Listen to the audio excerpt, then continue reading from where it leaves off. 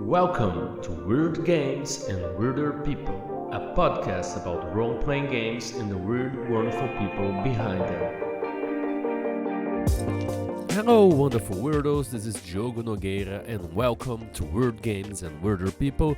Today's guest is a very special guest. I'm talking about Dan Algstrand. He's an artist, he's a graphic designer from Sweden. He's rumored to have worked with pretty much all Swedish RPGs. He works with Free League, and you can find his work with Good to Divinity Lost, Demon Ring, and he also does a lot of freelance work. He's an excellent graphic designer, excellent artist, and very wise on these matters. But before talking about that, I would like to remind you to support the show however you can. Share it with friends, share it with your gaming group, and if you have any coins left, check out the show notes to see how you can support the show, buying us a coffee, buying a book, etc. Leave us a review, say to people what you think about the show, and subscribe to the show wherever you listen to a podcast. And remember, we are also running for Best Podcast Host, me, Diogo, on Crit Awards. There's a lot of people running for a lot of important awards. It's really important to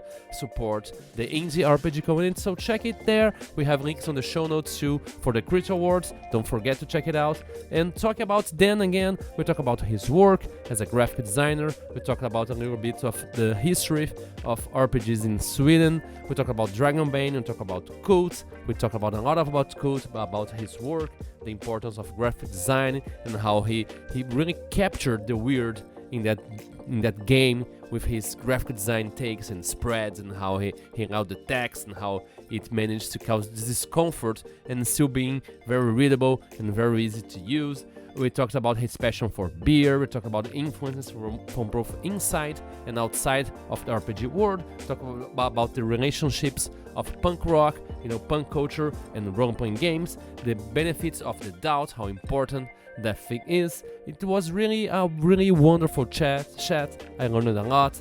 Dan really knows his stuff and is willing to, share his knowledge with others. So check it out, listen up, and let's get weird with Dan Algstrand. Hello, Dan Algstrand. Welcome to Weird Games and Weirder People. It's great to finally see you put a face to your name, to your icon on Twitter. How have you been, my friend?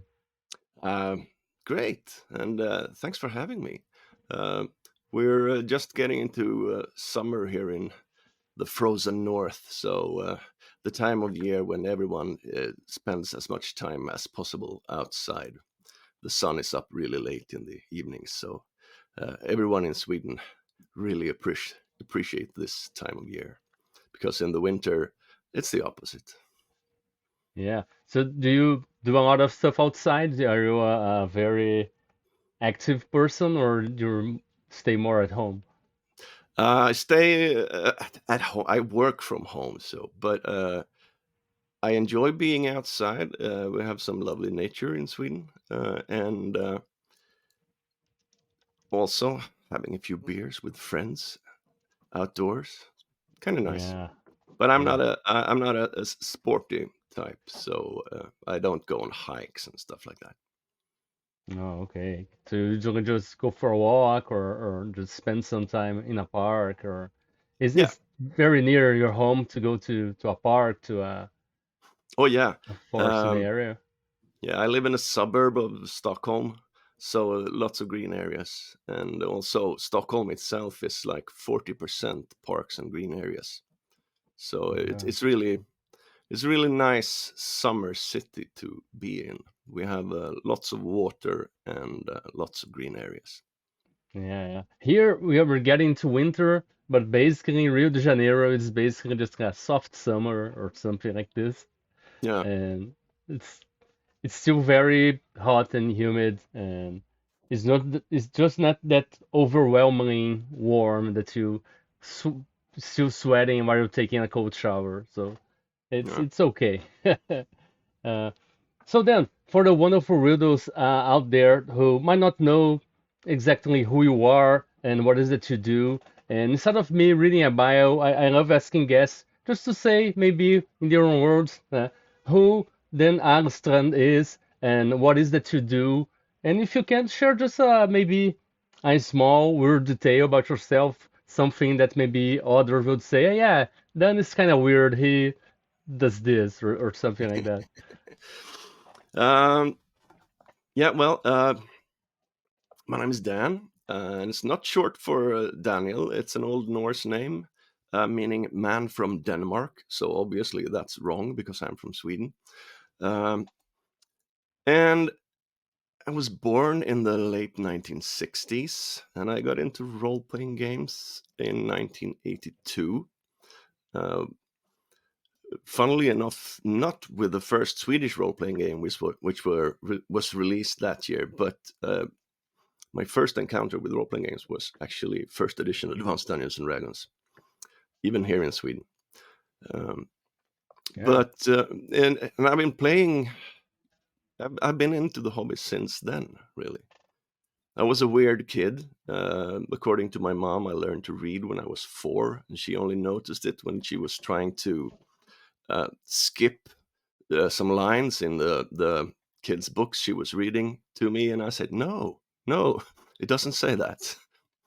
Um, and I was really hooked on fantasy and fairy tales as a small child, and I guess that's what drew me to role playing games as well, uh, because I love fantastic worlds. I love nice. Yeah, folklore and mythology, and even reading the religious texts of different cultures can be quite fun because I'm not a believer. I see them as fairy tales as well, the Bible. And the other book, which I probably shouldn't mention, that I don't believe in, but you know which one I mean. yeah, yeah. It's a very maybe healthy way to look at it too, and there's a lot of things to learn and steal from there too, right? Yeah, And yeah, yeah, it's interesting that you're very interested to this even before uh role-playing games. Yeah, nowadays I think usually most people would get into games and then because of games get into the mythology, the fantasy, and the literature behind it. I mean that's how I got into it. Yeah. yeah. Of course, my interest in history and folklore just increased when I started playing role playing games, but it was there before. And nowadays, I there's a rumor that I'm involved in every role playing game in Sweden, and it's only partly false. I have had my fingers in lots of games for many years, and it started with in 2000. A Swedish company called Riot Minds made a new version of the first Swedish role playing game. They made the sixth edition, and it's a game that's called Dragonbane now, but it was Hmm. a different game back then.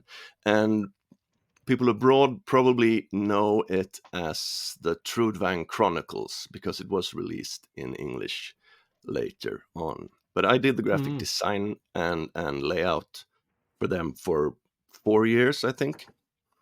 And then they found someone else to do it because I wanted to have a summer vacation, so I turned the job down, and then they never got back to me again. So, and then, like 12 years ago, I think I was at the release event for a new Swedish role playing game, and it's kind of rare that the publishers have release events. So I went there and said hi, and it was Free League who released their first game, and I Ah. hung out with them afterwards, and they asked me, "Hey, you did stuff for Riot Minds back in the day?" And I said, "Yeah. Would you like to help us out? Because Christian, their graphic designer, uh, he was working full time on his day job, and he couldn't manage to do everything." So I said, "Yeah, why not?" And since then, Free League has turned from a small but plucky indie publisher to quite yeah, they make a lot of games, Yeah, yeah, and they are translated into many languages. yeah. So It's a Swedish RPG powerhouse in yeah, a way. Yeah. so they have just been they've been offering me more and more work until one day I could quit my day job and do this full time. So for 2.5 years now, I have been my own. I have my own company and work as a freelance graphic designer, and I only work with role playing games and board games and nerdy books about role playing games and board games. That's all I do. I can pick and choose. I don't have to do boring jobs, which is nice. I'm kind of living my dream. And do you work with other creators besides Free League? Like you Yeah, do freelance? yeah, yeah. I do. Freely probably accounts for 75-80% of what I do, because they put out so many games. Mm-hmm. But I have done some stuff for another Swedish company called Helmgast. I did graphic design and layout for the Cult Divinity Lost game Mm, yeah. and the Troubleshooters. I don't know if you've heard about that, but it's adventure game in the style of French and Belgian comics from the 60s and 70s. I think I saw the cover for it. Yeah. Yeah.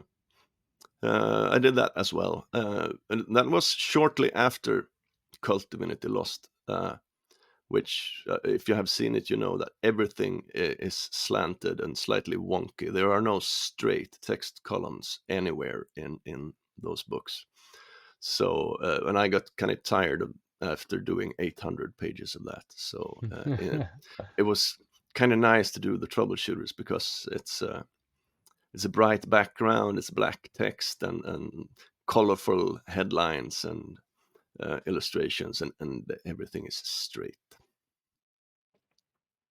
And I also did. There's another company in Sweden called Eloso, uh, because the guy who started the company, his name is Björn, which is bear in Swedish, and El Oso is the bear in Spanish.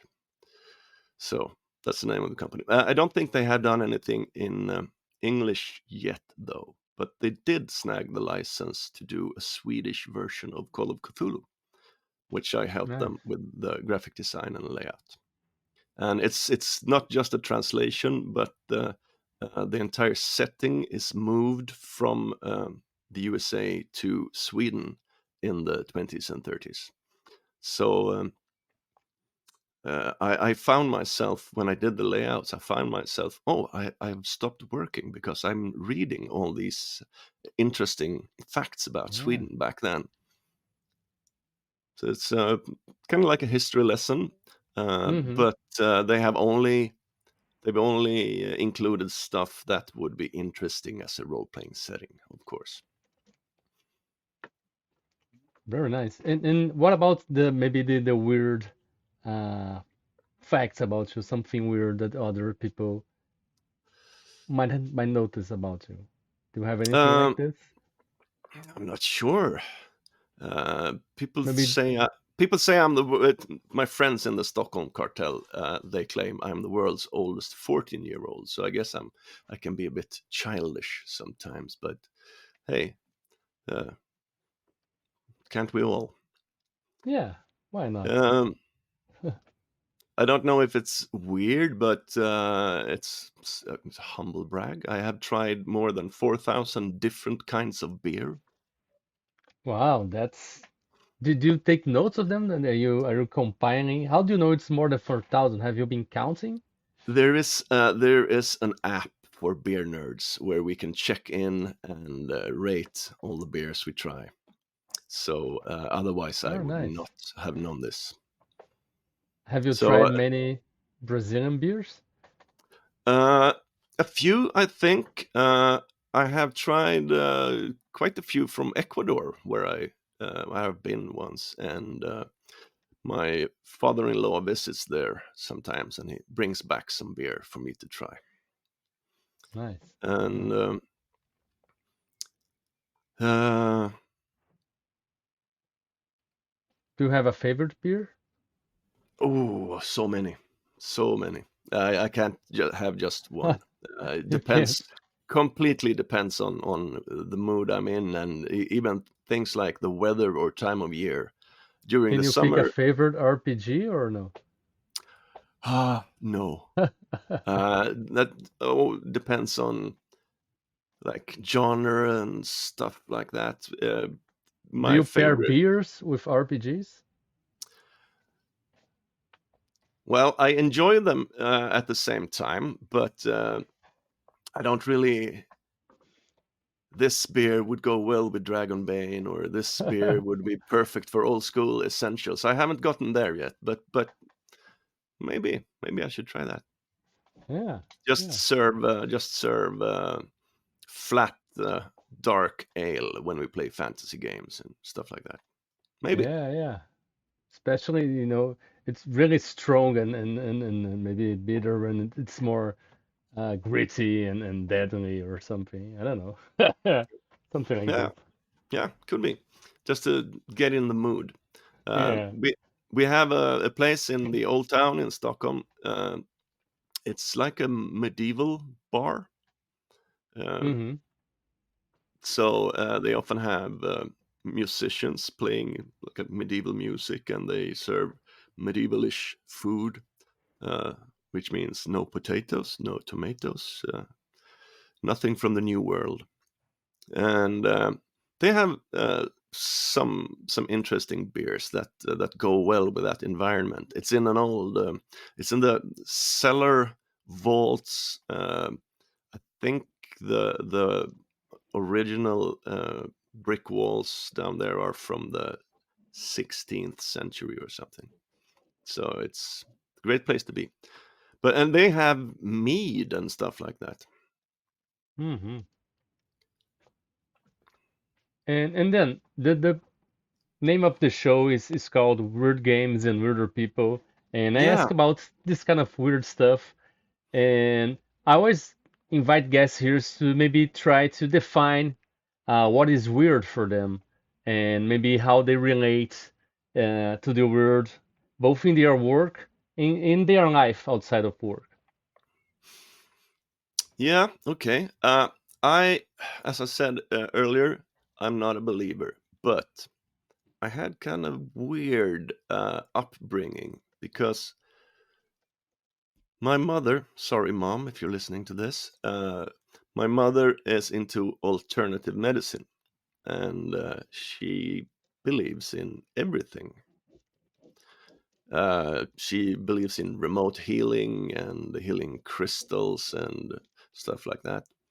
But she also has a nurse education, and um, Hmm. she uh, has treatments that actually work, and then also homeopathy and crystals and stuff like that. So um, I grew up to be a skeptic. I barely believe in atoms, because I haven't seen them with my own eyes. So that's how I turned into a boring non-believer, I think. I love folklore and fairy tales, but I don't believe them for 1 second. Except, if you're alone in the woods at night and you hear weird noises, then your imagination can get running. Yeah, yeah. I always say that maybe, even, these very creative people that brings these very fantastic and weird games, they are non-believers, atheists, etc. Uh, but we kind of want to believe in like 1% kind of keeps this belief alive just so we can enjoy those moments in games and we can maybe garner this force to create this stuff that we create and play with. And and we get being non-believers, we got really into these fantastic and mythological things because we know very well they aren't real, but we enjoy the sensation they count. I don't know. Yeah, Yeah. but absolutely. Real life is it can be kind of a drag sometimes. So I think we all need some fantasy, something Yeah. extraordinary in our lives, even if it just takes place in our imaginations. But I have some really fond memories from gaming sessions way, way back. Uh, and those memories, they are real memories, even if the things I remember never really happened. So, yeah, I don't know. It, it seems to fill some kind of need in me. Yeah. Yeah. And how do you relate to the weird in, for example, in your work? Do you try to incorporate that in any way when you do graphic design and this kind of Yeah, things? yeah, I do. So, returning to Cult Divinity Lost again, that the whole world building is that God is dead, or he left, or something, and humanity is imprisoned because we used to be gods, but we are imprisoned in an illusion. And Mm-hmm. some people can see beyond the veil of illusion, or you can be in liminal places where the veil is very thin. So it's a horror game, obviously, and I tried to invoke that in the graphic design. Hence the no straight text columns. Uh, Even though I strive to keep the text legible and readable, I don't want to fuck with the text because you have to be able to read it and parse Mm-hmm. it quickly at the table. But I every text column is slightly slanted in some way. So on every spread you're looking at, there is something that feels a bit off. At first, I wanted to incorporate Mm. like weird optical illusions that would give you the sense that uh, things were moving in your peripheral vision, but I weren't able to replicate them as subtly as I would have needed. So they would have been really, really obvious. So I had to scrap that idea. But I think I worked on it for like 2 days trying to get it to work. And also that game, uh, I had there was a really good mood board. I got an excellent mood board. Uh, so the creative director on the game, he let me know exactly this is what we want. This is what we're going for. Lots of Eastern So European Orthodox iconography and stuff like that. they So sent you a mood board so you have a feel of it? yeah, Oh, cool. Cool. and that's really great. So otherwise, I have to work blind. I have to make something that I think they will like, and then Mm-hmm. they will have to look at it and say, "No, this is not what we want." And then I have to. So a mood board is always a good thing, and Yeah. because of all the iconography, that's why I incorporated a fifth printing color. I had to print metallic gold as well. Otherwise, you wouldn't get the feel of yeah, iconography. Yeah. Fantastic. And you said about working 2 days on a different, layout idea and possibility. And when you're doing your graphic design, when you're like beginning your work, how do you try many alternatives? Do you try different perspectives on the work before you decide which one to take? Or some projects become really obvious the path and it's only one thing, or how does that work for you? Uh, I think I'm getting better at knowing what I'm after. Uh, now. I did more sketches uh, in the early days, but now I get sort of a clear idea of what I want, and then it's pencil on paper to do some rough sketches and placement on of elements on the page, and maybe do 3 or 4 of those and say, no, those were no good. I'll go with this one, and then I make a mock-up in design and send it off for approval. So, but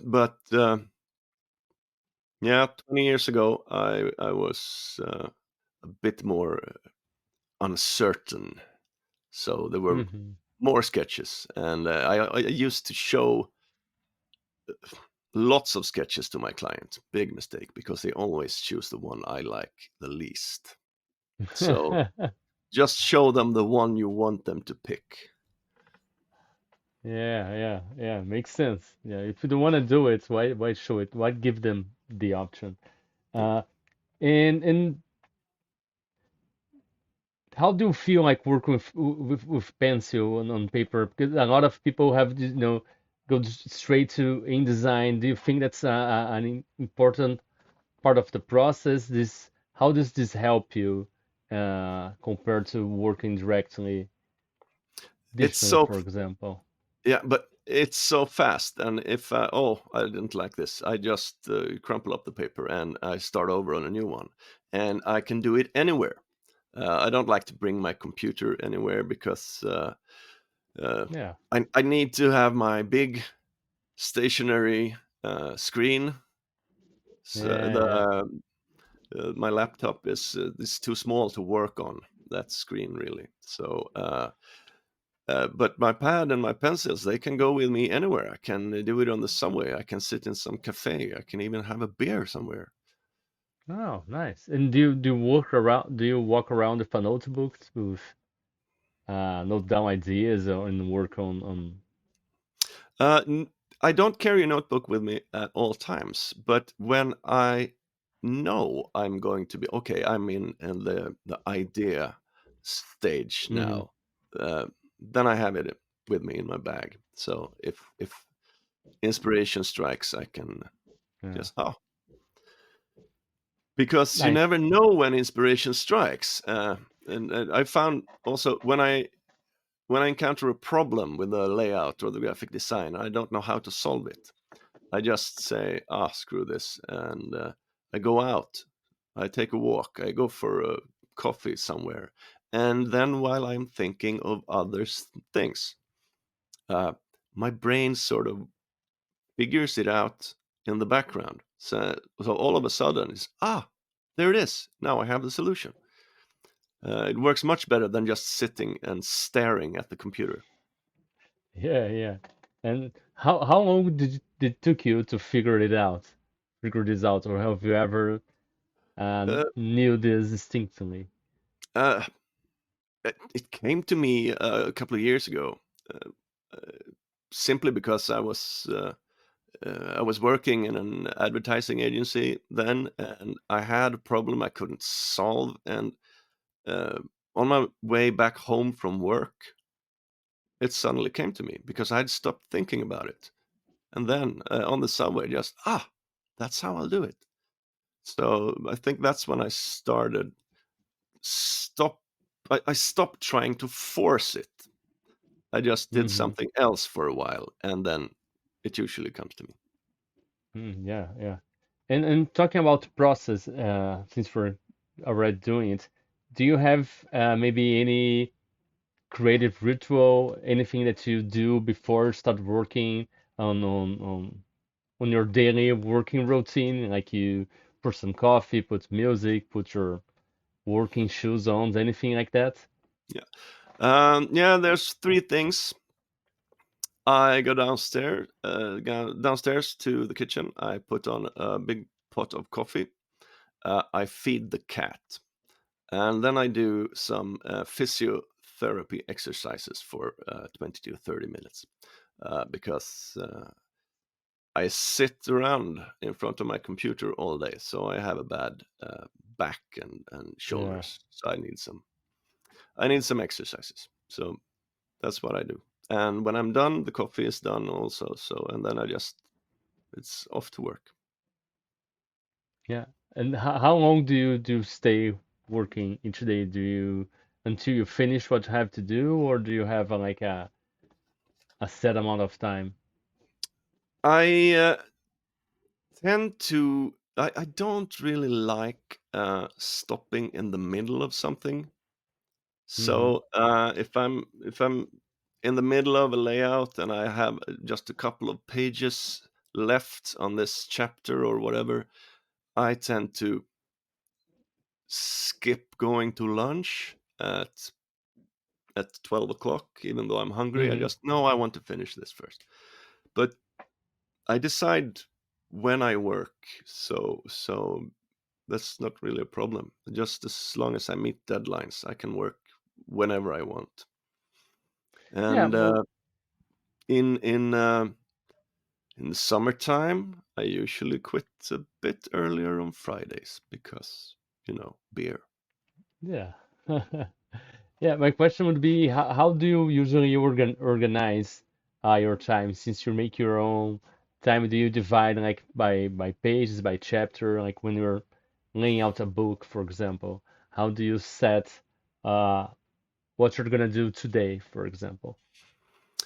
Uh, I have a certain order I do things in. First, if there is a graphic design that I haven't thought out, for example, lots of the Free League stuff, it's their graphic designer, Christian, who does the graphic design, but I do all the layout. And sometimes, if you see my name in the credits and it's not the only name under graphic design, then I probably did some tweaking of the typography, just change the width of the columns or the size of the text and little things like that.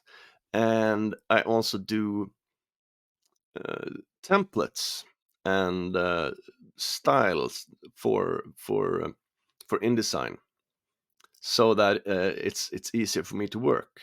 I always Hmm. start with that. I will need um, these three uh, levels of headlines. I will need this text. I will need these text boxes. I will need this for Hmm. tables, and then I start doing all that.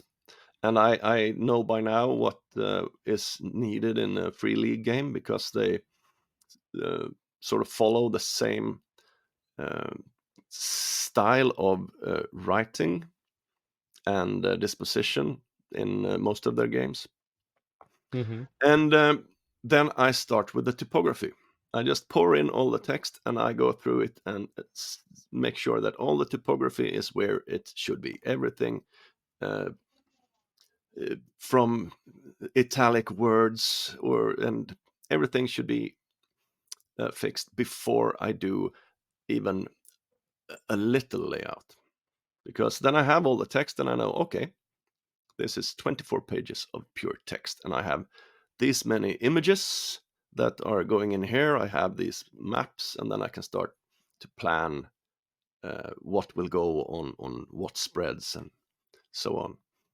And then I do a chapter at a time,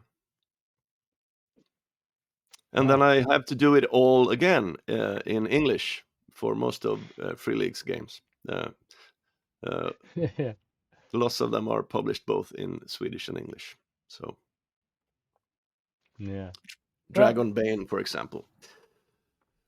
second time is probably faster, right?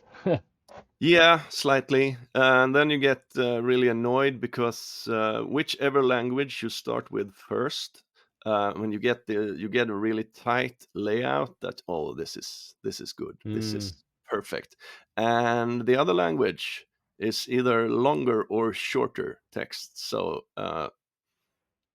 you have to either remove some lines somehow, try to make them disappear, making the text a little tighter so you can perhaps Hmm. shorten the paragraph with one line to make it all fit in the same space. Yeah. Sometimes you can't do it.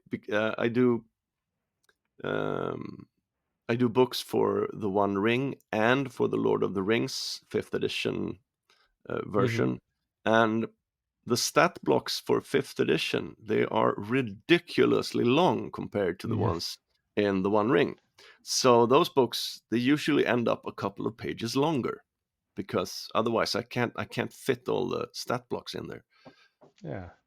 So And they that's look that. different I too, right? Because they call different things, so they look really different from the covers and stuff, or Yeah, yeah. inside it's the same design, but the cover design is different. The Lord of the Rings ones, Oh, they have more D&D-ish illustrations, and they are yeah, also there's a gloss laminated covers to feel more D&D-ish, I suppose. yeah, yeah, While the One Ring books, they have really nice paper with sort of a linen texture yeah, to it, and they are matte. And there's just some spots of UV coating, so the logo and the title are gloss. They feel totally different when you hold them. yeah. And They almost feel like textile on the cover, right? The yeah, linen. yeah, Yeah, and people still get them mixed up. I get why they call them totally different names, different logos, different cover styles, just yeah, so people shouldn't confuse one product line with the other. But obviously, people still do. yeah. And the books are named differently. Also, the titles are slightly Mm-hmm. different. You have the Tales from Eriador for the One Ring, and you have no, that was Tales from the Lone Lands is the One Ring, and Tales from Yeah, Eriador is the Lord of the Rings one. And people say, "Oh, do I need to pick up both of these books?" I said, no, they're the same, just for different game systems. So it's hard. yeah, yeah, I think it's pretty obvious that there are two different product lines. yeah, yeah. Not Because the least because of the two big logos on yeah, top of the books. yeah, yeah. Because we are nerds. Sometimes people just are insecure because there is like maybe this is a setting and this is the monster manual and they're used to buying many books, and then like Yeah. okay, yeah, it's hard for you know people that are not super into the thing, like super nerds and know everything, like yeah, it's two games, same game. Yeah. And then as people hears about their influences and of course, as artists and creators, you're always being influenced by everything we consume every day, right? Yeah. uh and if you're working, for example, you're working with Lord of the Rings, you seek inspirations from uh this world, this universe that has been represented by many artists too. But sometimes we also have our own core influences, maybe something that we always go back to from time to time. Do you have anything like this? Something that you see yourself drawing inspiration from uh, more regularly, no matter the project you are working on?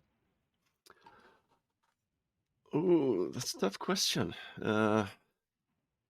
I'm not sure really, but as a visual designer, I can I can pick up a magazine and think, oh, this was a nice layout, this article, and then I shove that somewhere in the back of my head, and perhaps I can pick it up sometime later when I have a project that would fit that kind of design. For example, Mm-hmm. I saw a typeface uh, in 2006, I think, and I knew I wanted to use this, but I never got a project where it would fit until 12 years later. So I kept the typeface with me, the memory of the typeface with me for 12 years, and then I got a project and said, "Oh, this is the perfect fit." And it's the Cult Divinity Lost typeface again, and you never see that typeface anywhere else. Uh, every time Mm. I see it, it's for something cult related. So it's really strong visual typeface, and that's also something I'm looking for when I do the graphic design as opposed to only the layout. I try to look at lots of other role-playing games to make sure I don't use the same typefaces for headlines or logos or stuff like that.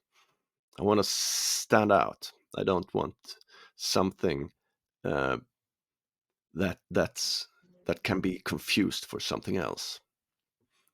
So I rarely use free fonts, for example, because everyone can use those. So yeah. Do you ever make your own typeface? No, I tried, but it's a hassle.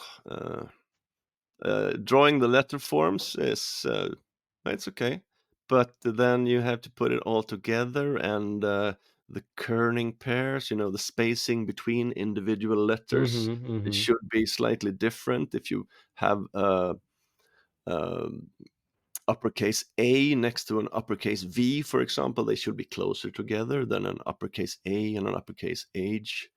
And I couldn't be bothered. But I do draw logos sometimes because then if I draw a logo by hand, then it's unique. If I use an existing typeface to set a logo, then it will look like a logo set in that typeface. But hand drawn, um, unique. Yeah. Did you do any of those games we talked about? Have you draw the logo for any of them? Or no? Yeah, most of Free League stuff, I don't do the graphic design. I Mm-hmm. have some graphic design credits for Vaesen and Dragonbane and the One Ring, but Mm-hmm. mostly it's Christian who sets the design, and then I come in and do some small tweaks. I can change the color so it will look better in print and things like that. But yeah, okay. I will mention this game lots of times, but Cult Divinity Lost again. That logo is hand drawn, and it's Oh. also I've done it in 6 different versions because it's a bit distressed. And Mm-hmm. if you have a logo that's a bit distressed and it looks exactly the same every time you use it, you don't get the feeling that it's actual that it's distressed for real. So I have 3 different versions, so you can alternate between them. So they should look slightly different. And then I did 3 versions, especially for one book, the Black Madonna campaign book, where uh, once again iconography. The Black Madonna is an icon, and then I used a different kind of distress. You know how the cracked varnish on old paintings, that the pattern of little lines you get from a cracked Yeah. varnish painting. I used that. So uh, I designed 3 logos just to be used in one book. Very nice. It's and it has to do also with the codes being these different realities, and you're seeing these things being corroded, and every time you see it's a little bit different too. Yeah, Yeah. fantastic. And talking about maybe influences from other creators, maybe or artists, do you have any maybe role models or creators you learner trying to emulate their work, you draw inspiration from them, and this could be not necessarily graphic designers, but creators in other kinds of media, even painters or other kind of artists by the way they approach the work or the way they position themselves in their field. Yeah, I there's a certain aesthetic in the movies of a British creator called Peter Greenaway, I think his name is. Yeah, and he made one movie which I just now realize I don't know the title in English. I just know it in Swedish, but it's something like The Cook, The Thief, uh, His Wife and Her Lover, something like that.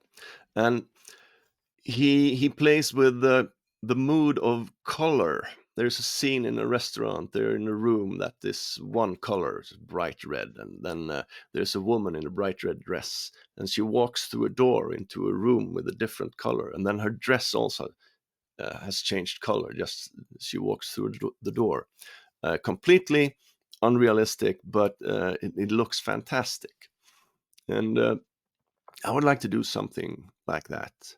Like Johan Noor did a bit with Mörkborg. Each spread is completely different.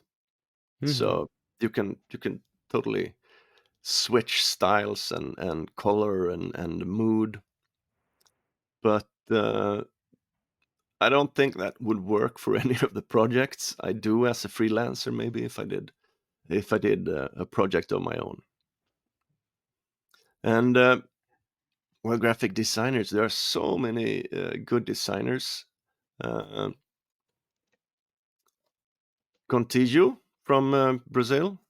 Mm. Um, I really like his stuff, and I realized I buy a bunch of indie games from Games Omnivorous.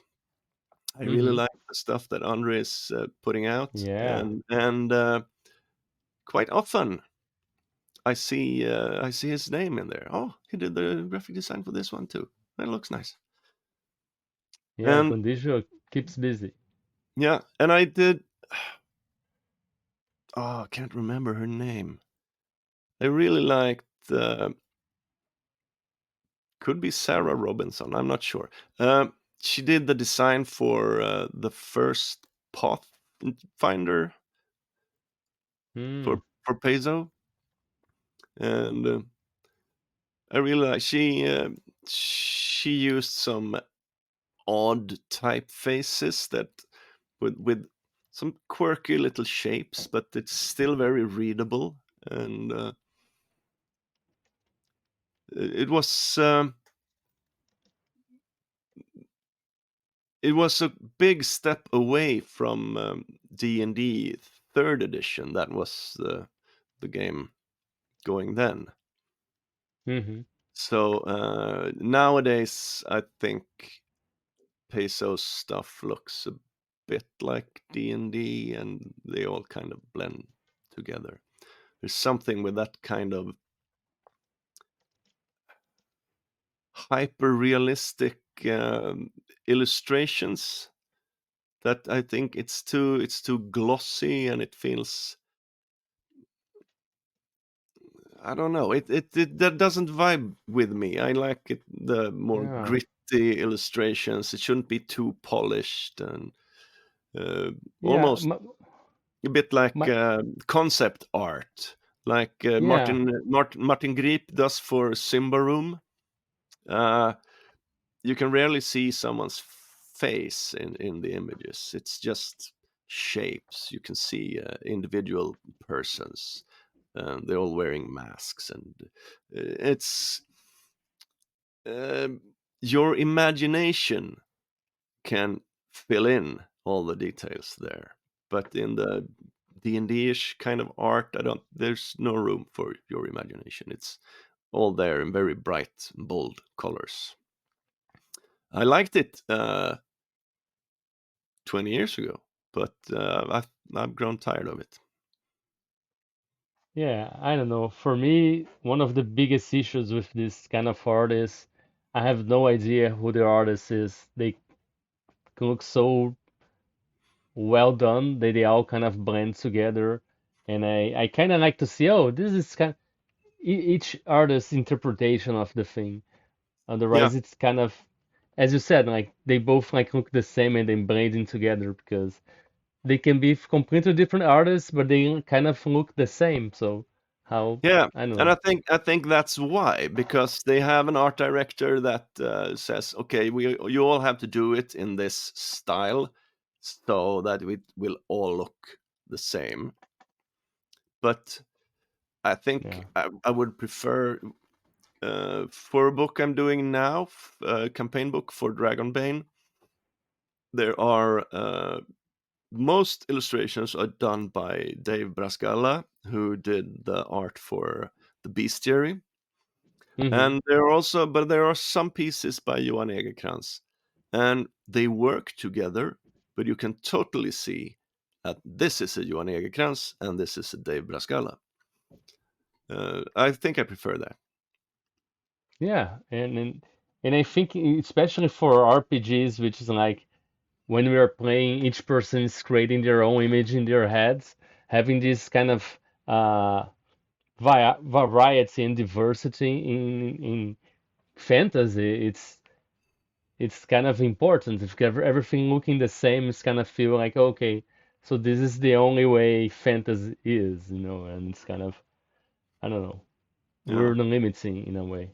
yeah. One of my favorite RPG books is the 1981 Fiend Folio for AD&D, the one published by TSR UK.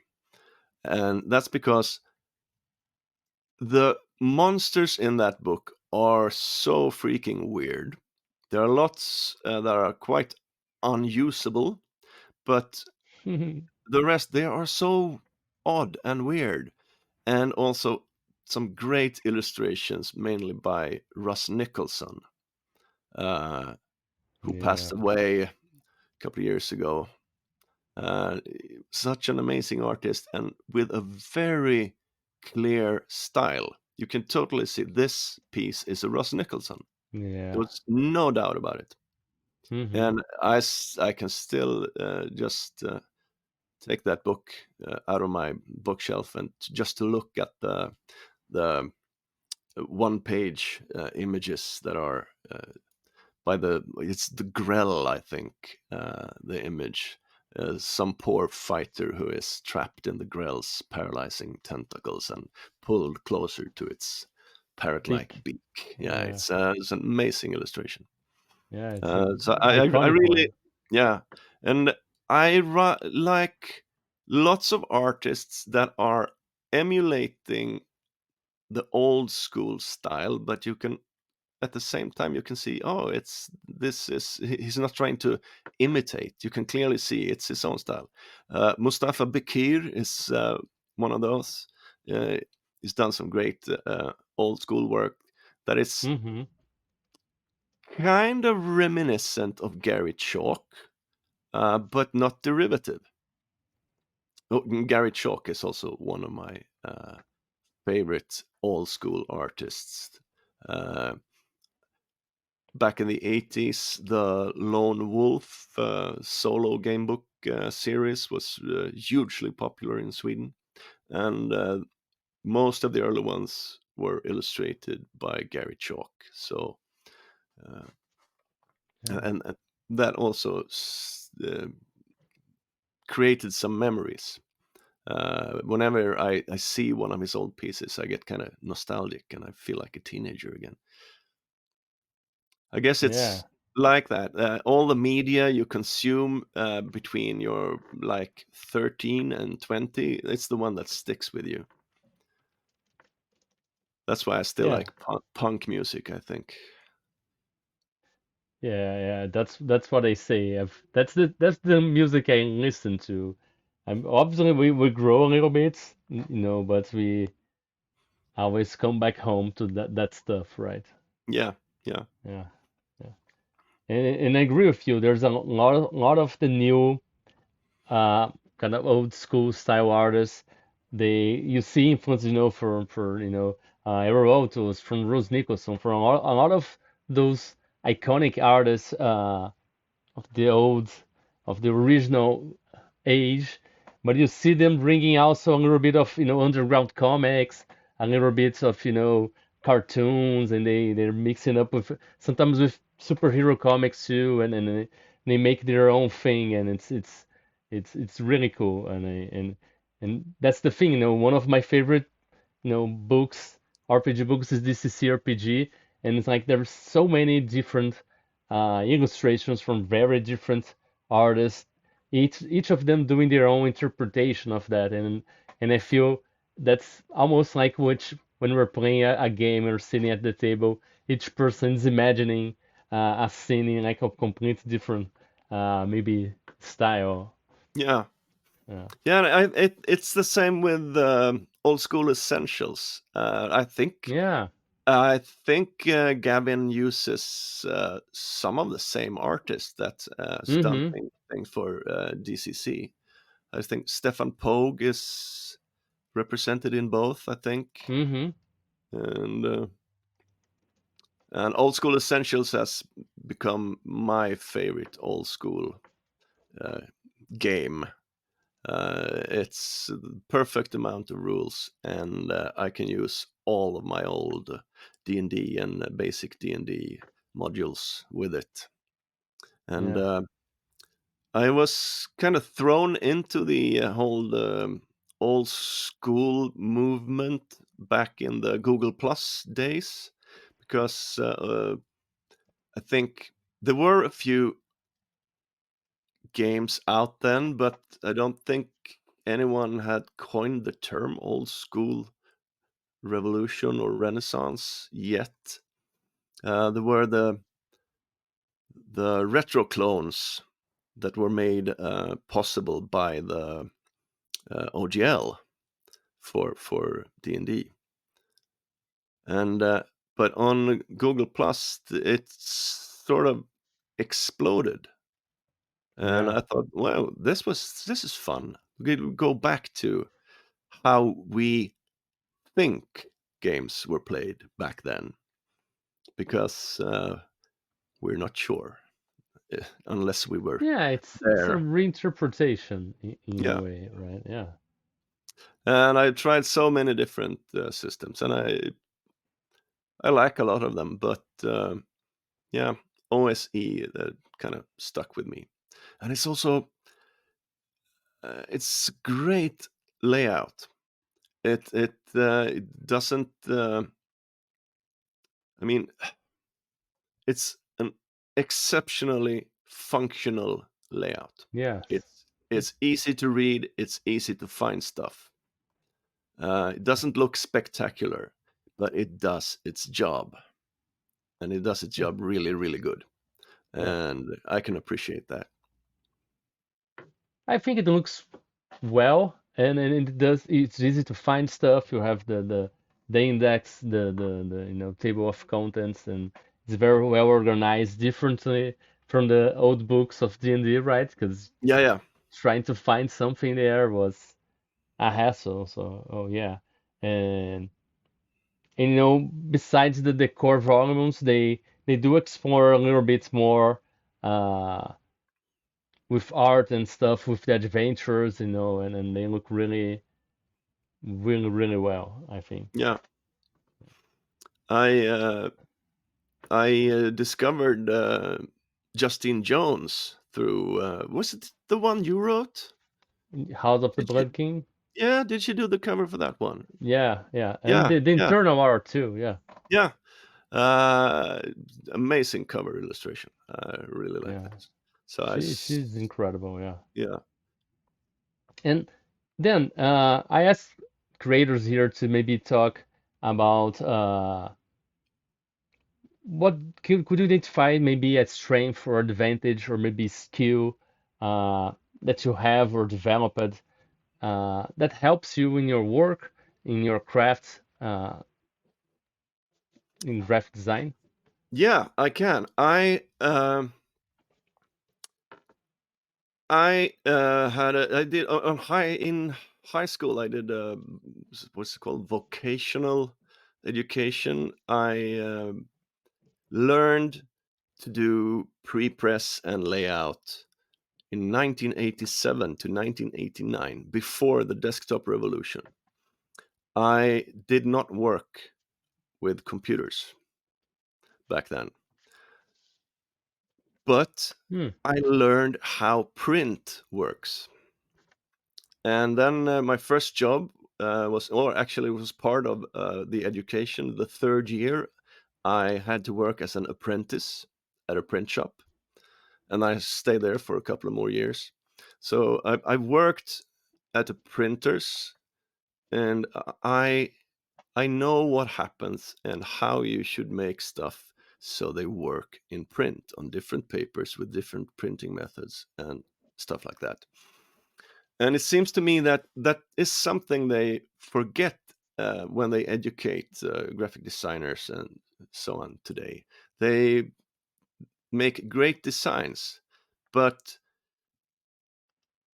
they can miss things like, or you shouldn't put really thin text in uh, multiple colors. You shouldn't have a mix of all four colors, because there can be a misalignment. The printing is never 100%. So if you have really thin text that is printed in C, M, Y, and K, and there's a misalignment of just the tenth of a millimeter, the text will look blurry. And the same thing if you have really thin elements on a dark background that's made up of all four print colors. If there's a misalignment, the text can disappear if it's too thin. And I think that is my unique selling point. I really know print, and I get a lot of work that is just making sure someone else did the graphic design, someone else did the layout, and I'm called in at the end to make sure everything works as intended when we print it on this paper with this printing technique. And I often have to recalibrate images because, as you know, an RGB image, it has Hmm. a kind of large color spectrum, and CMYK has a much smaller one. So you have to, if you let InDesign convert it, it can be okay if you use the proper color profile when you export it to PDF. Hmm. But if you want to have absolute control, you do it yourself before, because then you know how the end result will turn out. And there are lots of tricks you can do if there's a picture that has a lot of color saturation.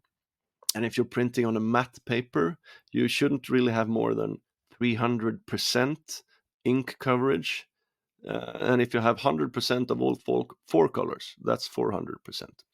And that won't work, because then they will start, if you print another layer, it will start lifting off the ink that's already on the paper. So you will get white splotches in the print. So you have to make sure it stays below 300%. And there are different ways to do that without reducing the visual quality of the image. And I know how to do that. So, yeah, I would say that's a skill that has come in really handy. Yeah. Here in Brazil, this is one thing you said is like graphic design. This would here recall like it's graphic production. It's knowing how to turn that into production. But we had class of both things in graphic design school, and Yeah. that's what I was gonna ask you. Like, where where did you study that? Did you went to a graphic design school? Did you had classes of this, or this is something you learned in the vocational education? You said how where did you get this education? It was in high school, the Swedish equivalent of high school. So Wow. I was just a teenager. And Yeah, we learned, of course, some graphic design, and we learned the In old high way. school? Yeah, Wow.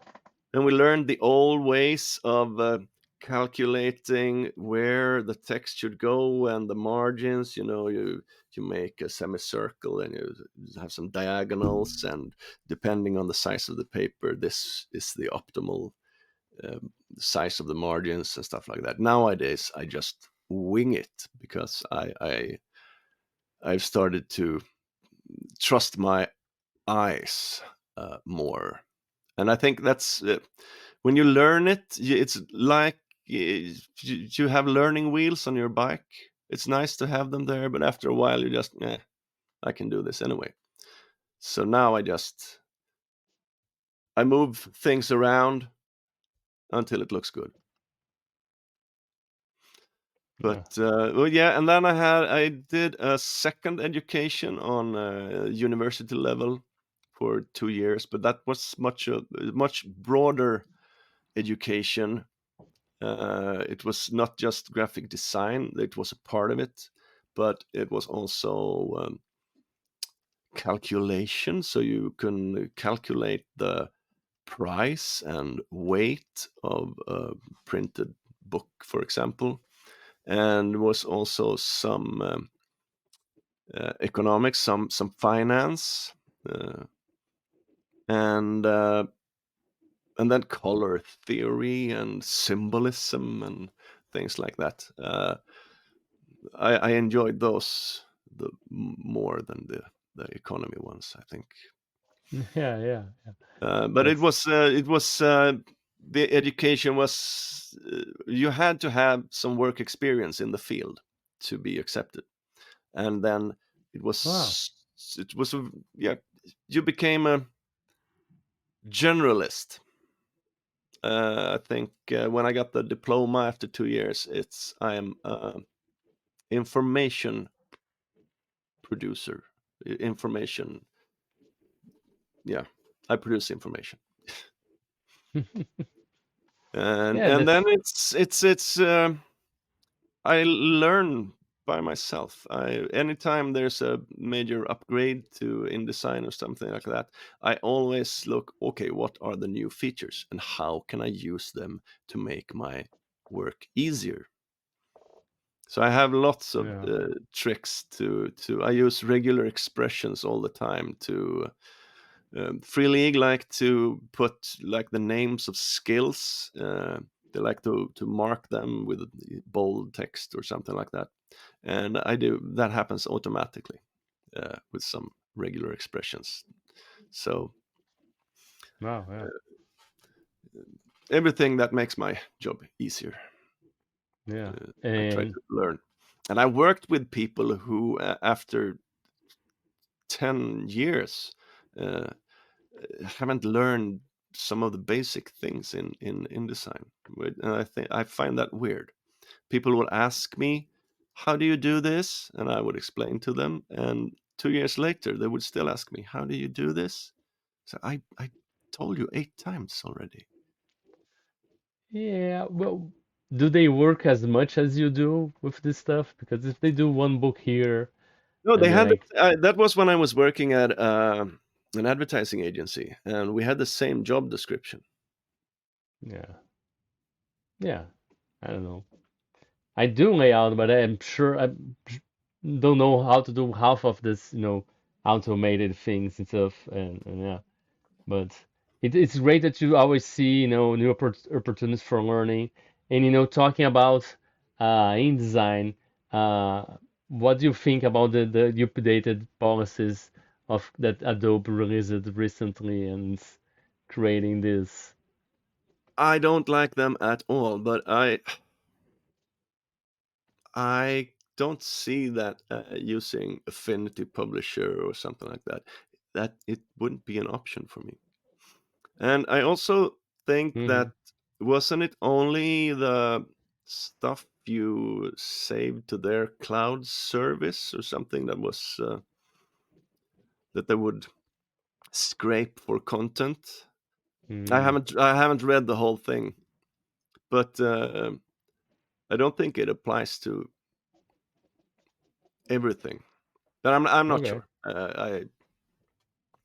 But I don't like it. And I'm a member of Yeah. the Stockholm cartel, and we are against AI art, and Yeah. man-made. That's the way to Yeah. go. I was just curious if you saw anything, if you have hadn't looked into it. N- Yeah. No, I haven't because, as I said, I don't have any options really. Yeah.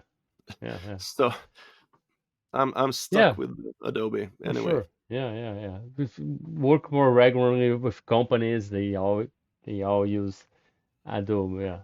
Yeah, I just use Publisher because I just work for myself, and then I'm pretty flexible with myself, so I accept all kinds of files. yeah.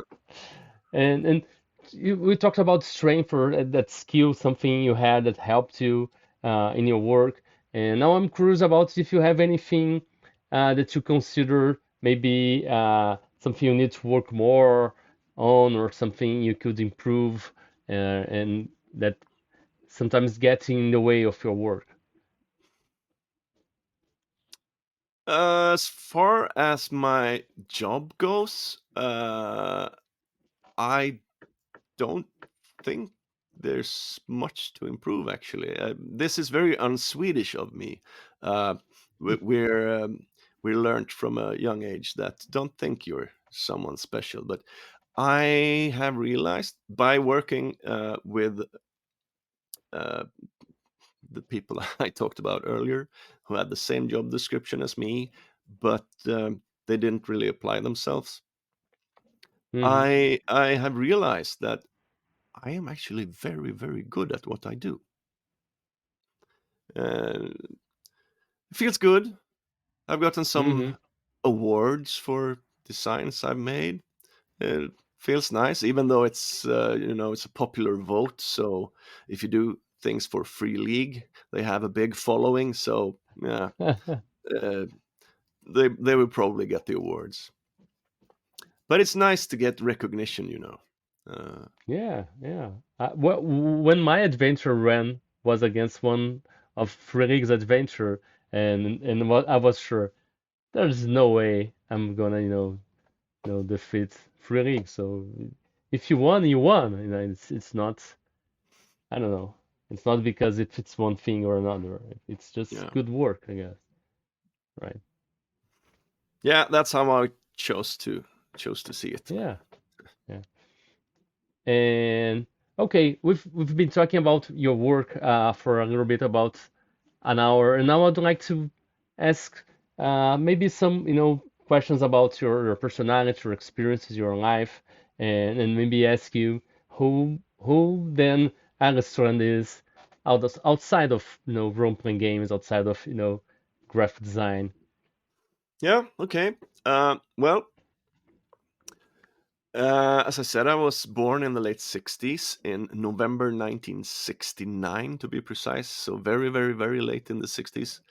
And I was born in a small town in the middle of Sweden, uh, and moved around a lot as a kid. My mom was a teacher, and she moved to where she could get a job. So I've lived in 11 different places, I think. Um, and moved around a lot as a kid and lived in really small places in the countryside. And I think that and all of these small places, they have their own folklore and their own legends, and that may be part of what got me interested in that to start with.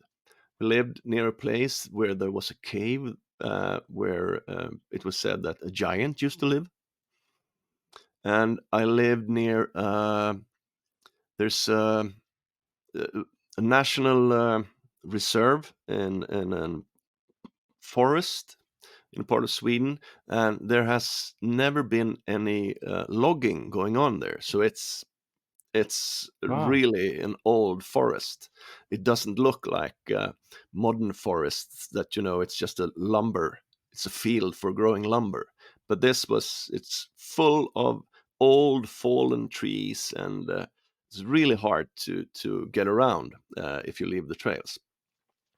And there is a lake, small forest lake, where it's the only place in the world where red water lilies grow naturally.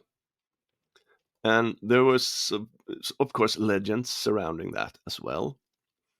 And I thought it was cool. And I had never seen red water lilies before. They are white, but not in that lake. It's kind Wow. of cool. Yeah. And it was so weird place to live. It was a really, really small village. And as I was the teacher's kid, we lived in the teacher's house, just 50 meters from the school. And I had like a kilometer and a half to my nearest friend. And we were 30 pupils in total on the entire school. And that was preschool and first Wow. to sixth grade. So it's really, really small. But it was cool growing up there as well. I could pretty much bike around as much as I wanted. Was not a lot of traffic there, and it was a huge lake. Right, the village was just on the uh, by the lake, and it was several miles. Oh, sorry, not miles, because in Scandinavia, I recently learned when we say mile here, we mean 10 kilometers. But no one else in the world uses mile like that. It's just us in Scandinavia. But it was several tens of kilometers across, so quite a big lake.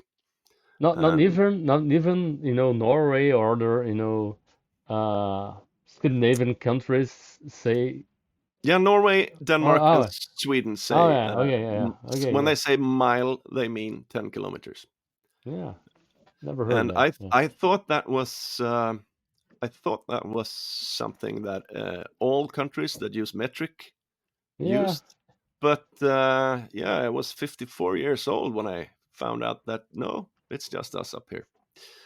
Apparently, it's an older measurement that was close to 10 kilometers, so we sort of continued using it. Yeah. I'm trying to find here in Portuguese anything like this, like I can't. Yeah, It's mile. It refers to the American mile. It's kind of a, a little more than a kilometer and a half or something. yeah, 1.6 kilometers. yeah. Yeah. And when I was 7 or 8, I discovered the rock group Kiss. It was, the small trading cards. People were trading in the schoolyard, and I saw these Mm. guys with weird makeup and the bass shaped like an axe, and the drum podium rising in the air with the fireworks coming out the side. I was like, "Wow, this is cool." So uh, Destroyer, the Kiss album Destroyer, was the first album I begged my parents to buy for me. And it also made me want to play the drums really bad. I had to Do you wait. play the drums? I do. I do now. Oh, nice. I had to wait 5 years. We had to move to a bigger city to find a drum teacher. And then he only taught me to play marching band music. So I went to like 3 lessons, and then I said, "Mom, can you get me a drum kit?" And then she had a friend, so she got one quite cheap. And then I sat at home listening to music, banging away, annoying everyone. Yeah.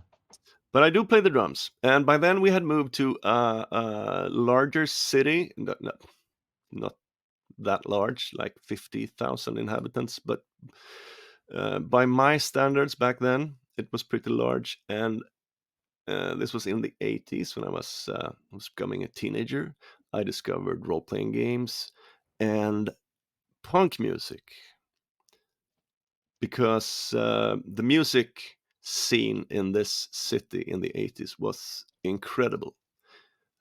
We had a venue that could have 3 concerts a week with pretty pretty good bands. I mean, not only local bands, but they would actually they could book bands from the continent or from Finland that were big, and they would come and play on a Wednesday.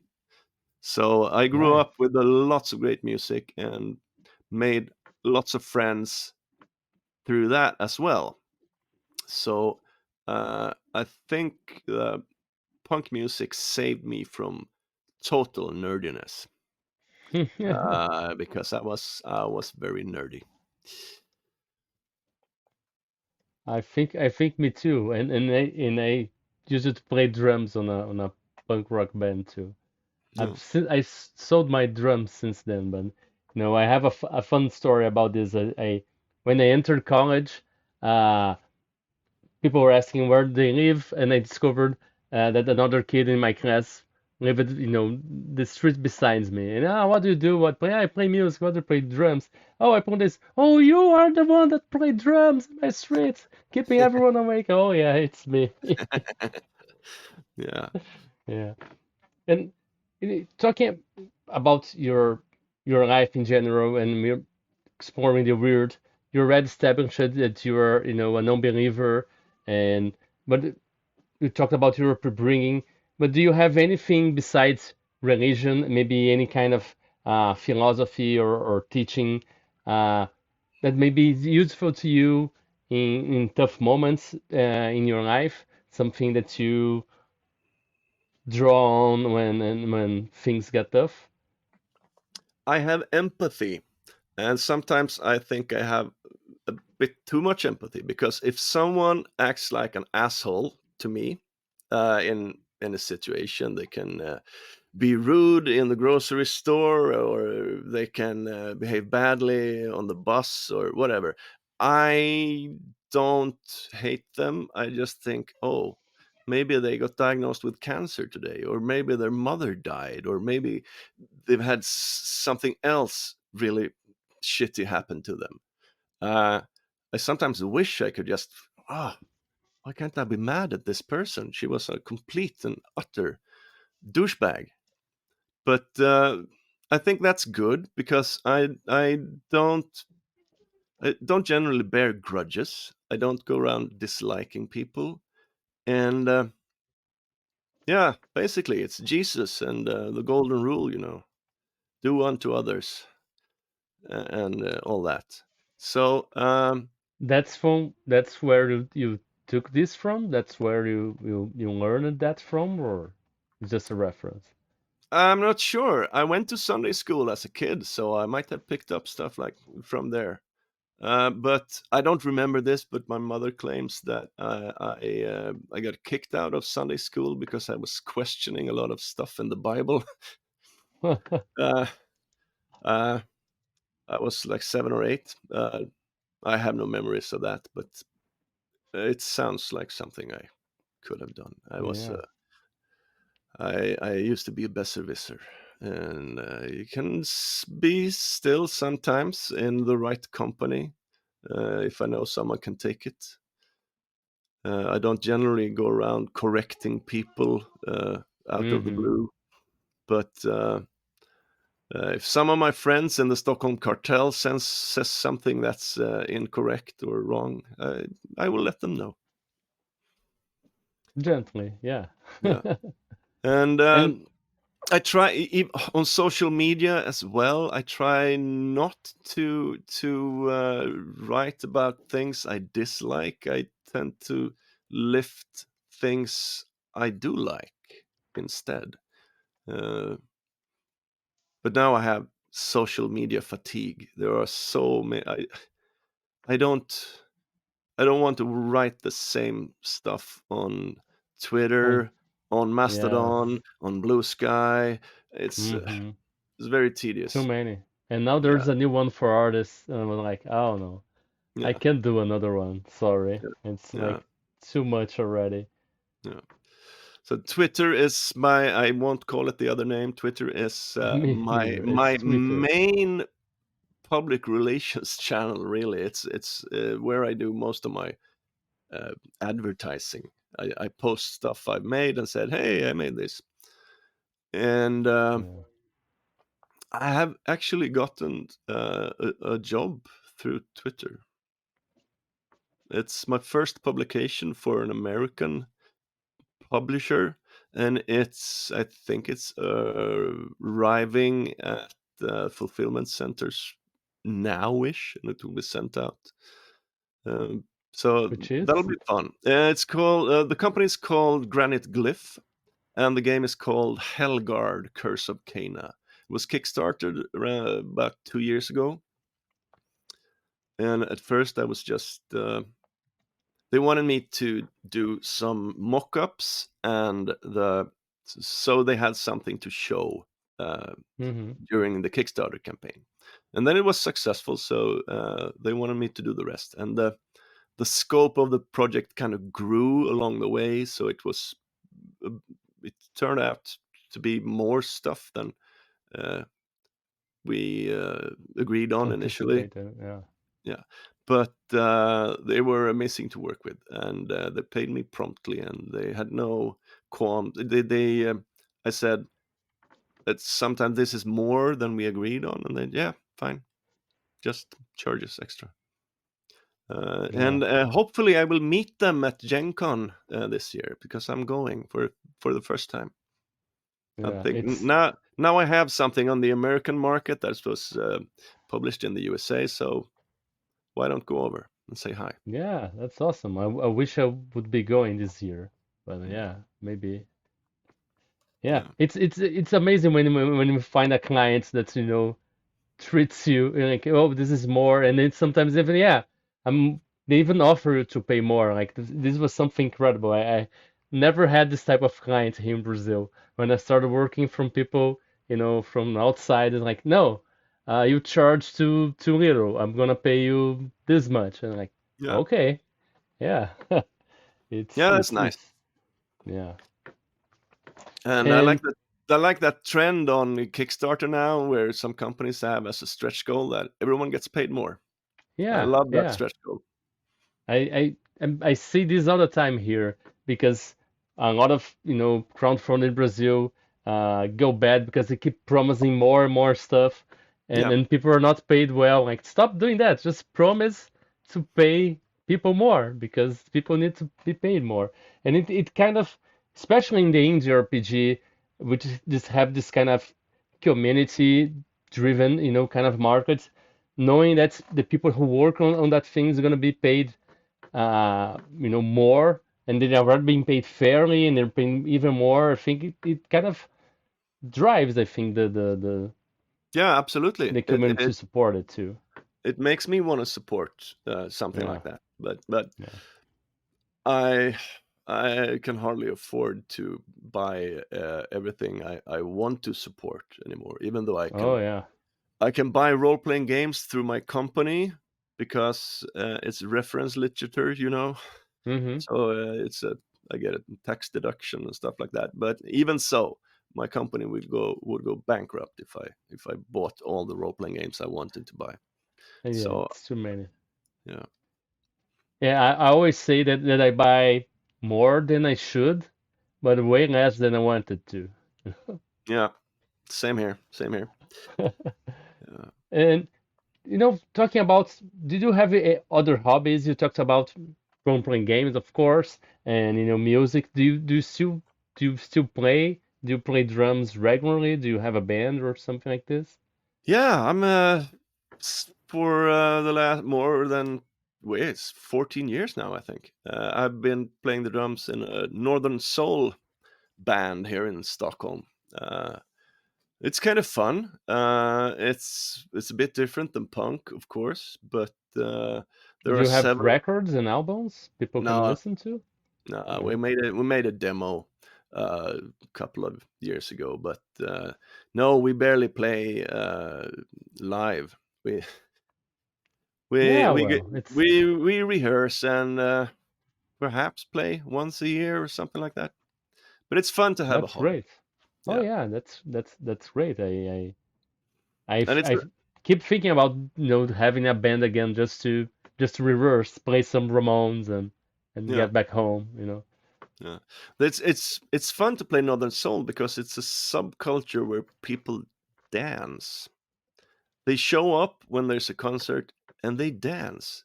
They don't stand around the walls with their arms crossed and nodding their heads. They actually Yeah, dance. They are up front and dancing, and that feels good. Even if I'm yeah, sitting in the back with a wall of other musicians in front of me, I can still appreciate that. Hey, I'm playing this beat yeah. and people are dancing to it. Yeah, you see the consequence of your actions, and it's Yeah, impactful. It's meaningful, and kind yeah, of reminds me of reading about game design and the meaningful play. You have to make the consequence of the actions discernible and impact, and integrate into the system. So you see them dancing, and maybe they keep you motivated to play better, and yeah, yeah. that's that's great. Uh, then, what about maybe weird experiences you might have had in your life? Have you ever had anything related to the supernatural that you thought you were experiencing reality in any different way? Any, out of body Yeah. experience? No, I had some weird hallucinations connected with head trauma, uh, but Oh, I know what they were.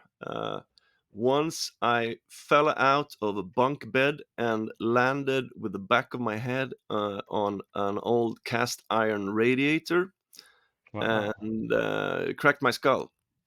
I was 10 at the time, uh, so I actually have some staples in my skull in the back of my head, and a big weird ass scar where there no hair grows.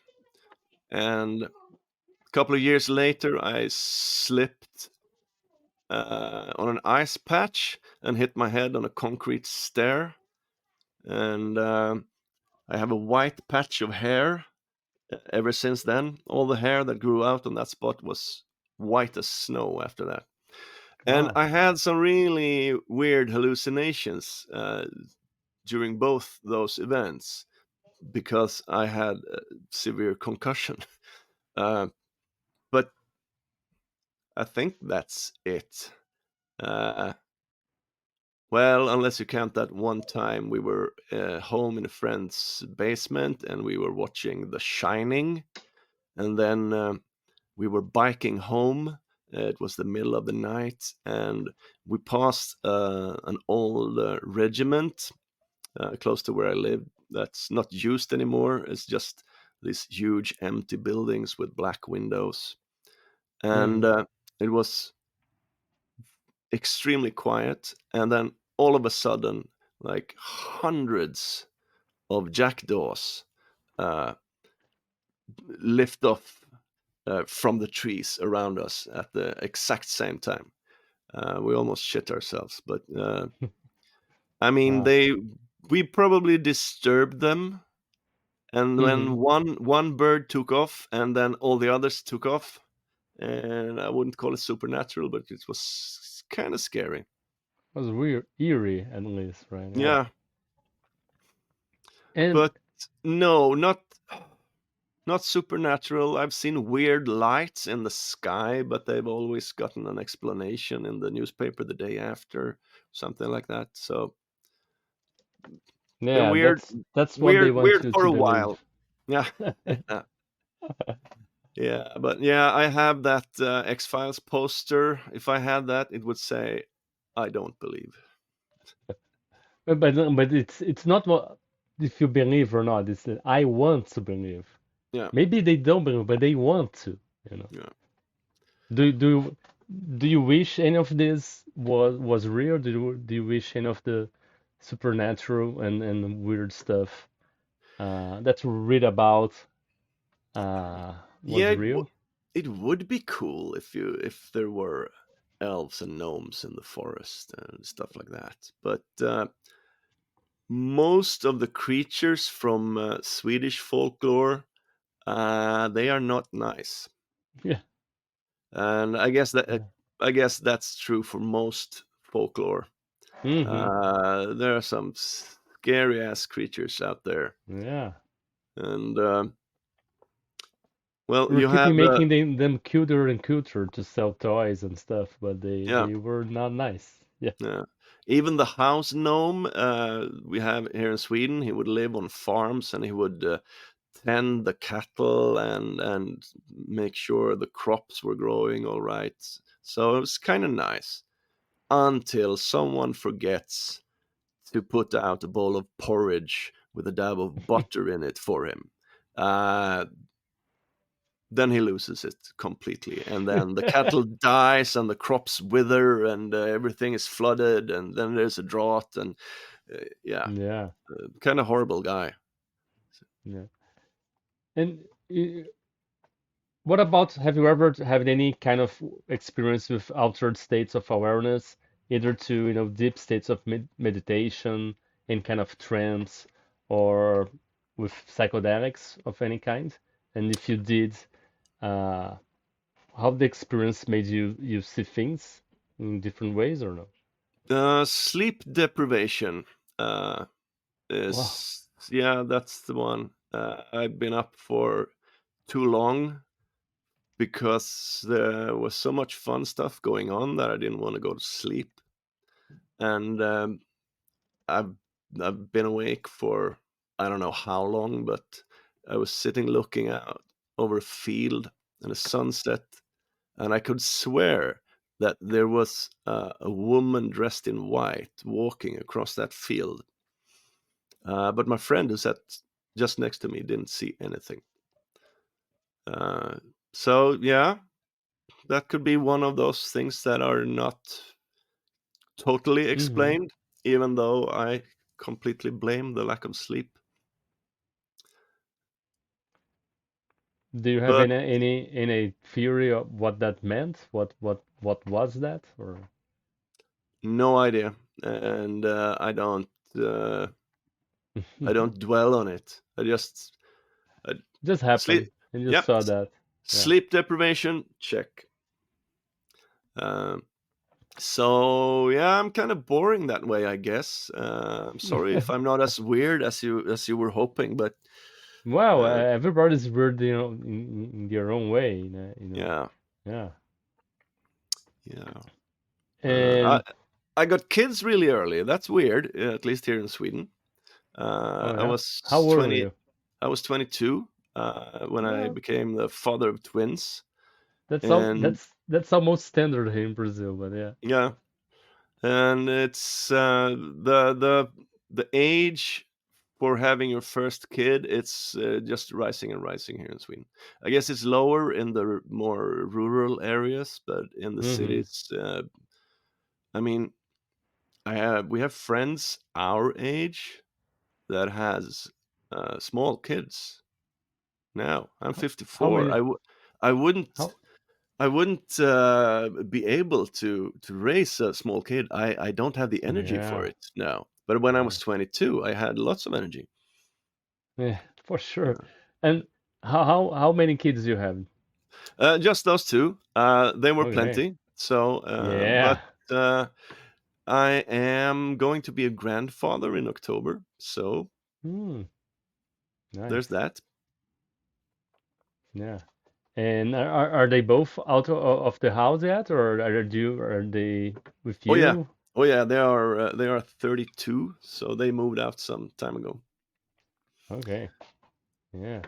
And what about have you mentioned seeing, weird lights in the sky, and they always, have explanation, but have you ever had any other encounter with something inexplicable or something related to maybe ghosts or cryptids or any of these fantastic and weird things you look for in games and fiction and in the books?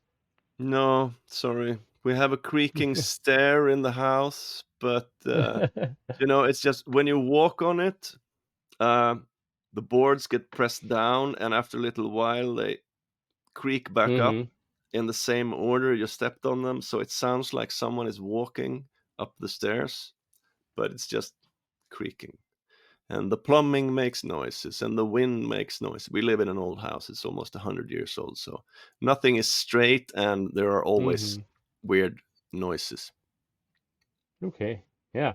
And then now we're getting to the, final part of the interview. I'm gonna make some questions that are more whimsical and fun, just, to see your personality and creativity and stuff like this. And the first one is, if you could choose to, live in any weird and fictional universe or world, be it from games, from any kind of fiction, movies, comics, whatever, and if you could live in any of these places, where would you choose to live, and who would you be in that universe?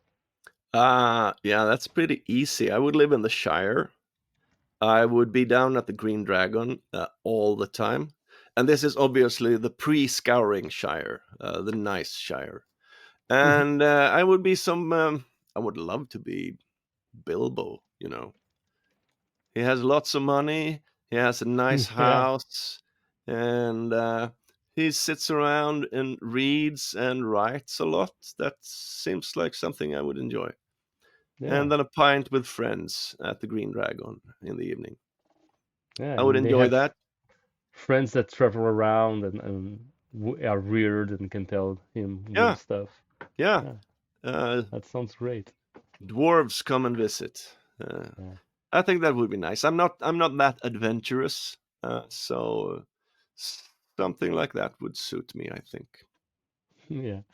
And what about the other way around? If you could get anything from these weird fiction universes and make that thing real in our own world, what that thing would be and why? And that thing can be, an object, a person, a faction, a location, a power source, any, single element of these universes. Uh, I would think that would be some sort of faster than light travel. Uh, I mean, if we could get the USS Enterprise down here and replicate their technology, that would be nice. Yeah, And yeah, space socialism, the kind of space socialism they have in original Star Trek. I would like that.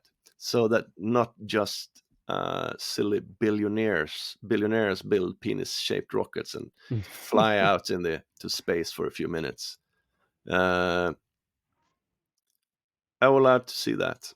Uh, I'm a proponent of socialism uh, because I live in Sweden and we have what we call market socialism. It's not anywhere near communism, even though people in the USA, for example, would think that we are total communists. But yeah, yeah, to us, the Swedish politics, to us, even the Democrats would be a far right party, yeah, and the Republicans farther righter. Because yeah. our right wing, most of our right wing parties are less right wing than the Democrats. So it's, Wow, it's a yeah. whole different spectrum here. Yeah, yeah. For many people outside of USA, it's like the Democrats and the Republicans seems like just a different color scheme that will color the planes that will bomb other countries or something like this. Like Yeah, for yeah, the people outside, it's like the same thing, It's yeah.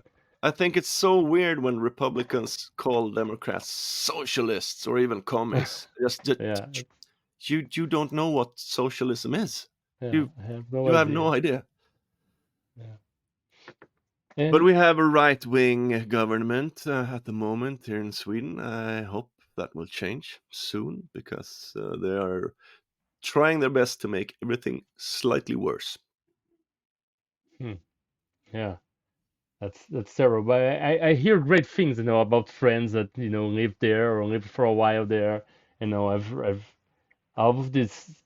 Sweden and Norway, they all have very very left-leaning policies, for the quality of life. Taxes are big, yeah, but like you don't pay for healthcare, you don't pay for school. It's like the quality of life, and it's like Yeah, it's something else. Yeah, yeah. All the Nordic countries are like that. So even Finland and Iceland. yeah, So yeah. I like it. I don't know anything else. Well, I have been to other countries, but I haven't lived anywhere else. So I don't really know what to compare it to. But it's nice when you injure yourself or you get ill and you go to the doctors and they say, "Oh, you have to get an MRI," and uh, Hmm. and the cost is like $20. Yeah, yeah, yeah. So we don't have to go into crippling debt every time we get sick, and that's Mm. nice. And free education, or well, you can take student loans if you want to study at the university, but you don't have to uh, pay a fee just to attend uni. Uh, Hmm. and that's nice. Yeah. And we tend to rate quite high on the happiness index and quality of Oh, life. So oh yeah. Oh yeah, for sure. I mean, if you had a better climate, you would be too much. Like yeah, that's yeah, why it's too cold there. Like yeah, you have to compensate, or so you can't have it all. yeah. So yeah. But Eh, but the summers they usually make up for the long and dreary winters. Here in Stockholm, it's the winters are not that much. We have had some snow, but usually it's just brown sleet and it rains a lot. And one year we had the same weather on Midsummer's Eve as we had on Christmas Eve. It was 11 degrees and raining. no, yeah, yeah. So that's sad. But we have the long summer nights. I have a summer home in the middle of Sweden. It's 650 kilometers north of where I am, and then we are in the middle of Sweden. And there, during summer, the sun barely sets. It just dips Wow, below the horizon, so the sunset immediately turns into a sunrise. So it's never wow, dark. And then even further north, if you're north of the Arctic Circle, the sun doesn't set at all. So they have a very long day in the summer, and in the winter they have a very long night where the sun never rises. yeah. Must A be bit, super cold there in the winter. yeah. It seems. Yeah. I was up there in February one year, and it was minus 38 degrees centigrade outside. And I had plus 26 degrees in my hotel room. So when I popped out on the balcony for a quick smoke, it was a difference in temperature by over 60 degrees. Yeah. By And the way, how, as how is soon as I, February in your language? Because that's a terrible word, just February. It's yeah, I always think like in Portuguese, it's so much easier. yeah, we it's actually the same, but we pronounce it February, which I think is a lot easier. Uh, February. I yeah, those R sounds. I can yeah, s- too many hours. I stumble on them sometimes. Yeah. And then another one of the quick questions would be if you could have a superpower, what superpower would you choose to have, and what would be the first thing you would do with that? Um,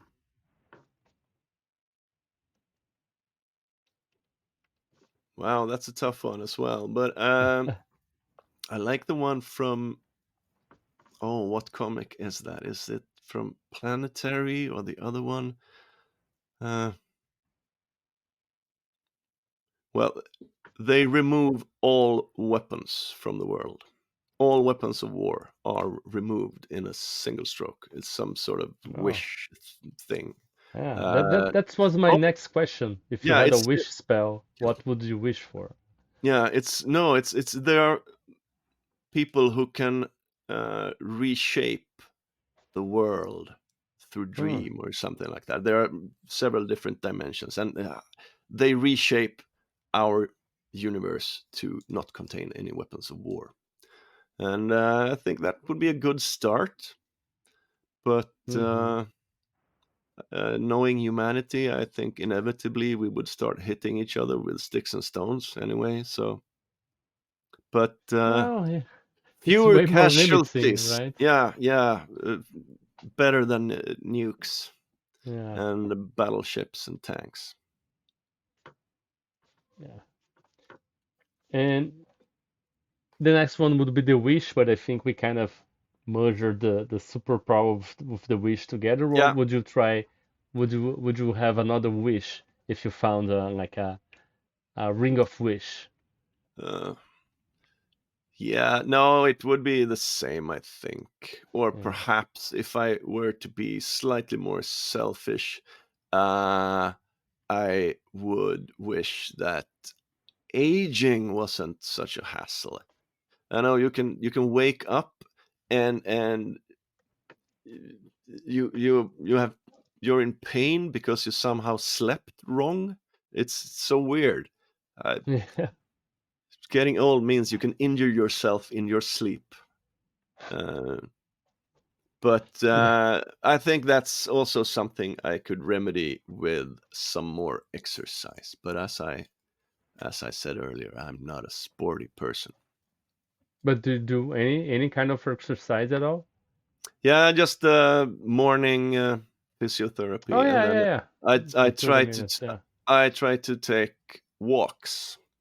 I If it's a walkable distance, like it takes me 20 minutes to walk there, Mm-hmm. then I walk instead of taking the bus.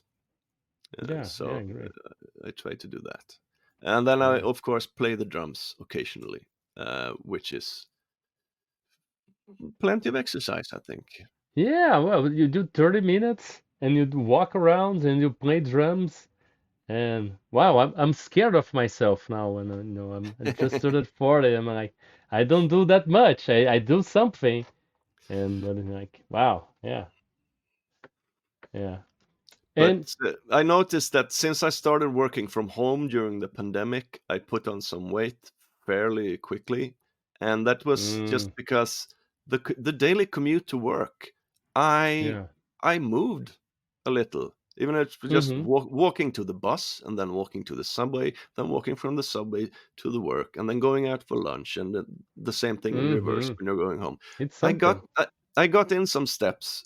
Now I work like 5 meters from my bed, and of course I have to climb the stairs to go down and get some more coffee. Uh, but that's it. Yeah. Then my final question is, do you remember the last time you just felt really happy and just grateful for being here and being alive and everything? And if you do, would you mind sharing with us when was that and what is that you were doing? Yeah, that's kind of easy because it happened pretty recently, and it was when one of my sons and his girlfriend, no, fiance now, she asked him to marry her on New Year's Eve. So that was when they came over to tell us that we were going to be grandparents. Awesome. Yeah. That was uh, an unexpected happiness. I think I didn't see it coming, so it was, oh, here, have some surprise happiness. Yeah. You didn't It was expect it to be grandpa. no, Yeah. I haven't turned 55 yet. So, but I even tried. After I've heard it, I even tried growing a grandfatherly beard, but it started itching, so I took it off. Yeah, I would love to have like those wizard beards that I see some gamers have. And it's Yeah, like it's too hot in here. Like it start itching immediately. It starts sweating. yeah, It's terrible. But I find it's really kind of cool, kind of wizardly, yeah, It's like I don't know. But I can't. I tried. yeah. Yeah, same here. I have sort of curly beard, not Hmm. small curls, but or wavy. So after a while, it just turns to one side, so it looks like as if I'm standing in a really strong side wind. Uh, so That's a wizard beard. It's yeah, always under the effects of the wind, yeah. Then that's were really all the questions I had prepared. Do you have any last message for the wonderful weirdos that still listen to us? Uh, yeah, I'm not sure. I've recently started uh, realizing that one of the things I like doing is to create meeting spaces for fellow nerds. So we're Hmm. having, and it's very easy to do. Once a month, we're having a meetup at a beer hall in the old town here, also in cellar vaults from the 1700s. So uh, it's a great mood to be there. And I just invite role playing nerds from Facebook groups and so on. Nerds who like role playing games in the Stockholm area, you are invited. Come and have some beers with us. And we try to have different themes. And it's so Nice. much fun. And I meet so many new friends. I read Yeah. somewhere that men after 30 don't get new friends. That's bullshit. That's because they don't have any interests or hobbies, probably. Uh, and I've also started running a mini convention, and this is all very rewarding. You get to make lots of people happy. They come and play role playing games, and sometimes you even introduce new people to the hobby, and they enjoy it immensely. And Hmm. I don't really have to do anything because we're very lucky. We have found a venue that lets us pretty much be there as long as people buy some beer and some food. Awesome. Then Yeah. we're allowed to be there. We don't have to pay up front or anything like that. So just a mini convention, 75 people, and do it. It's not that hard. And if you do this, you will get a small community going. It's I think it's super fun, and Yeah. lots of people. When I go to the bigger gaming conventions in Sweden this year, lots more people came up to me and said hi because there was someone who had been to my convention or one of our meetups and so on. So That's great. Yeah. if you build it, they will come, I guess. Yeah. And start small and don't give up, right? Just Yeah, exactly. keep doing and sharing and those people will share too and bring someone. Yeah. And yeah. Uh, I think lots of new gaming group constellations have been created because they have met some new people and they are vibing and they realize, oh, we're into the same kind of role playing games. Wouldn't it be Yeah. fun if we played together? And so it's great. Yeah, I've made a lot of friends after 30 because of gaming, of making things and playing. And I haven't organized the convention. Uh, and I was thinking, oh, I will do this. I'm like, no, Diogo, we're already doing this, and that. Like, oh, yeah, no, I have this podcast, and like, Yeah. it's yeah, but Yeah. it's a great idea. I see other people making these things here. I was part of organization of like a monthly meetup here in Brazil for a while called Saia da Masmorra, which is kind of Get Out of the Dungeon was the name of it. It was mainly to promote games, that aren't D&D. So Yeah. get out Yeah. of the dungeon to play stuff like this, and it was really cool. I met a lot of people in those events. Some I have contact into today, even after the small convention ended. It's a great thing to do, and I think the only hard thing is finding like a venue that's open to receiving people and things like that. Yeah. That's the Yeah, big we thing. were very lucky in that regard. This place is normally closed on Sundays, but we can have a one-day convention there on a Sunday, and they keep it open just for us. So they want us to buy Yeah, consume. Yeah. drinks and food for at least 250 Swedish krona per person, so that they can pay their employees and Yeah, of stuff course. like that. So people pay me up front, and then they basically get a gift card for 250 kronas to use in the bar. So they get back everything they paid. But I want Yeah. people to pay. I want people to pay in advance, because otherwise they might not show up. Yeah, yeah, Oh, it's raining today. No, I'd rather stay home. Or no, yeah. something If something they else already came paid, up. they're going. Yeah. Yeah. That's a good thinking. Good thinking. Yeah. Then that's all I had. Can you take us out saying the catchphrase of the show? Keep it weird, everybody. Absolutely. Keep it weird, everybody. Thank you for listening to Weird Games and Weirder People. If you'd like to keep up with the show, please subscribe to be notified when we release new episodes. If you'd like to support us, please leave a review or head on to ko-fi.com/WGNWP. See you next time, and remember, weird is the new wonderful.